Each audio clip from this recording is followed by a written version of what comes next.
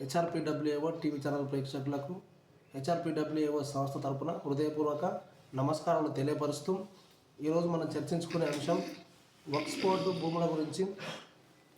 ఈ విషయానికి వస్తే, కేంద్రం తెచ్చిన వక్ఫ్ సవరణ బిల్లును పరిశీలించి పలు మార్పులు సవరణలు ప్రతిపాదిస్తూ రూపొందించిన నివేదికకు సంయుక్త పార్లమెంటరీ సంఘం బుధవారం ఆమోద ముద్ర వేసింది.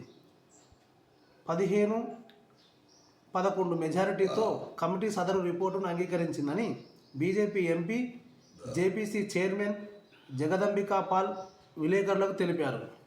ప్రతిపక్షాలు లేవనెత్తిన పలు అంశాలను పరిగణలోకి తీసుకోమన్నారు. బిల్లు చట్టరూపం దాలిస్తే వక్ఫ్ బోర్డు తన విధులను మరింత సమర్థవంతంగా, పారదర్శకంగా నిర్వర్తించేందుకు తోడ్పడుతుందని చెప్పారు.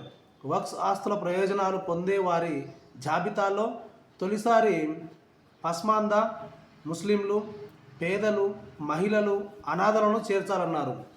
655 పేజీలతో కూడిన తమ నివేదికను గురువారం లోక్సభ స్పీకర్ ఓం బిర్లాకు సమర్పిస్తామని చెప్పారు. బడ్జెట్ సమావేశాల్లో పార్లమెంటులో బిల్లును ఆమోదిస్తారా అని విలేకరులు ప్రశ్నించగా, భావి కార్యాచరణను నిర్ణయించాల్సింది సభాపతి పార్లమెంటేనని ఆయన స్పష్టం చేశారు. నిరుడు ఆగస్టు 8న ఏర్పాటైన ఈ జేపీసీ ఢిల్లీలో 38 సమావేశాలు నిర్వహించింది. కాగా ఈ బిల్లు రాజ్యాంగ విరుద్ధమని విపక్షాలు మండిపడ్డాయి. కమిటీ పనితీరుపైన, అది ఆమోదించిన బిల్లుపైన కాంగ్రెస్, డిఎంకే, టీఎంసీ, ఆప్, ఎంఐఎం సభ్యులు విమర్శలు గుప్పించారు. వారిలో కొందరు కమిటీ అసమ్మతి నోట్ను సమర్పించారు. నివేదికలో దీనిని నమోదు చేయాల్సి ఉంటుంది. రిపోర్టు 655 పేజీలు ఉందని, దానిని తమకు మంగళవారం సాయంత్రం పంపిణీ చేశారని, బుధవారం సాయంత్రం 4 గంటల్లోపు అభిప్రాయం చెప్పాలని, అన్ని పేజీలు చదివి నిరసన సిద్ధం చేయడానికి చాలా తక్కువ వ్యవధి ఇచ్చారని విపక్ష ఎంపీలు ఆక్షేపించారు. వక్ఫ్ బై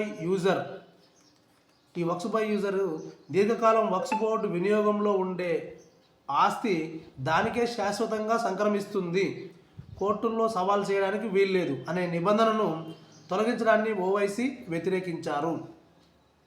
తొలగించడాన్ని వ్యతిరేకించారంటే మామూలుగా పరిస్థితులకు అనుగుణంగా అన్నీ మారుతూనే ఉంటాయి. కానీ ఇక్కడ ఓవైసీ గారు ఏమంటున్నారు?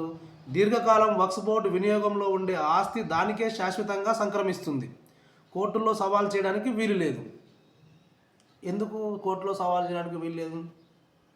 అక్కడ పరిస్థితులను బట్టి, సిచ్యువేషన్స్ని బట్టి, రాజ్యాంగంలో ఉన్న వెసులుబాట్లను బట్టి, రాజ్యాంగం ప్రకారం అది ఎలిజిబిలిటీ అనుకుంటే తప్పకుండా సవాల్ చేయొచ్చు. ఆయన నిబంధనలు తొలగించడాన్ని ఓవైసీ వ్యతిరేకించారు. అంటే ఇక ఆయన భూములు కంప్లీట్గా ఆయనకే ఉండాలి. ఇంక పరిస్థితులు ఏ విధంగా ఉన్నా రాజ్యాంగంలో దానికి సంబంధించిన వెసులుబాటు ఉన్నా కూడా చేసుకోవద్దు. ఈ ఓవైసీ ఈ యొక్క వ్యతిరేకత దీని మీద వ్యక్తపరుస్తుండడం. మరి ఇక ముందు ఇది ఏం జరుగుతుందో చూడాలి. మరి కొంతమంది ఏమో ఈ వక్ఫ్ బోర్డుని తీసేస్తారు అనే వాదన కూడా ప్రజల్లో వినపడుతుంది. కాకపోతే మొత్తానికి అయితే తీసేసేది లేదని పూర్తిగా అర్థమైంది. కొంచెం మార్పులు చేర్పులు చేస్తున్నారు అన్న విషయాన్ని మనం గుర్తుంచుకోవాలి. ఇక మరి ఈ విషయంలో చాలామంది కావాలని చెప్పేసి ఈ బీజేపీ పార్టీ మీద, పార్టీలను ఉద్దేశించుకొని, అధికారాలను ఉద్దేశించుకొని మాట్లాడుతున్నారు అనేది ఇక్కడ క్లియర్గా అర్థమవుతుంది. పరిస్థితులు మారినాయి. ఆనాడు రాజ్యాంగం రాసినప్పుడు ఉన్నటువంటి పరిస్థితులు ఇప్పుడు లేవు. అప్పుడున్న పరిస్థితులకు అనుగుణంగా అప్పుడు రాజ్యాంగాన్ని రచించి రాయడం జరిగింది. కాలక్రమేణా పరిస్థితులు మారుతున్న కొద్దీ ఆ రాజ్యాంగంలో పరిస్థితులకు అనుగుణంగా మార్పులు చేసుకోవచ్చని కూడా అప్పుడే అంబేద్కర్ గారు రాజ్యాంగాన్ని రాసినటువంటి గొప్పవారంతా కూడా రాజ్యాంగంలో పొందుపరచడం జరిగింది వెసులుబాటును.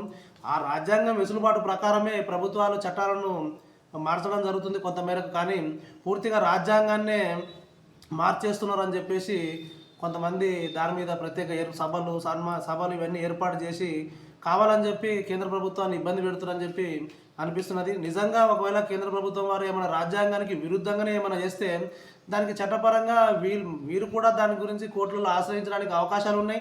దానికి సంబంధించిన కారణాలు తెలియపరుస్తూ పిటిషన్ కూడా దాఖలు చేసుకోవచ్చు. కానీ ఈ విధంగా బహిరంగ సభలు పెట్టి ఇది అధికారికంగా వాళ్ళ యొక్క గొప్పతనాలను తెలియపరచుకోవడానికి తప్ప వేరే ఏం లేదని ఇక్కడ పూర్తిగా అర్థమవుతుంది. ఒకసారి ఈ విధంగా ప్రవర్తించే వాళ్ళంతా రాజ్యాంగం ఏం చెప్తుంది, అసలు రాజ్యాంగ పీఠికలో ఏమున్నదని క్షుణ్ణంగా పరీక్షించాలి.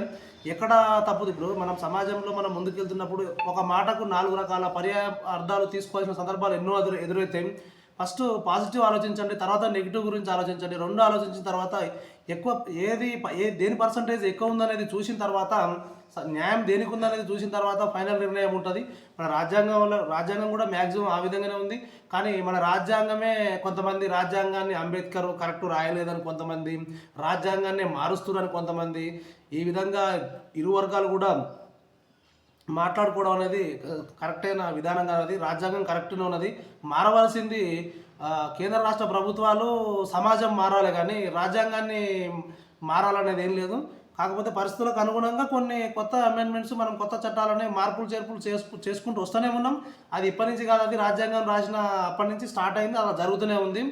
దయచేసి ఏమైనా ఒకవేళ ఏదైనా చట్టాన్ని బిల్లును ప్రవేశపెట్టినప్పుడు దాని ప్రజాభిప్రాయ సేకరణకు పంపించడం ఇవన్నీ జరుగుతాయి. అవన్నీ పరీక్షించి దాంట్లో ఏమైనా లోపాలు ఉంటే, ఆ లోపాలను చట్టవిరుద్ధంగా ఏమైనా ఉంటే వాటిని మళ్ళీ దాని మీద చట్టపరంగానే ఫైట్ చేయాలి. కానీ ఈ విధంగా ఒకరినొకరు వాదనలు వేసుకొని ఈ విధంగా ప్రజలకు సరైన అవగాహన లేకుండా, ప్రజలకు అవేర్నెస్ ఇచ్చేది పోయి మీ అధికారాల కొరకే మీరు ఒకరినొకరు విమర్శించుకోవడం అనేది సమంజసం కాదని మా హ్యూమన్ రైట్స్ PWA సంస్థ తరపున మేము తెలియపరుస్తున్నాం. థ్యాంక్ యూ, ధన్యవాదాలు.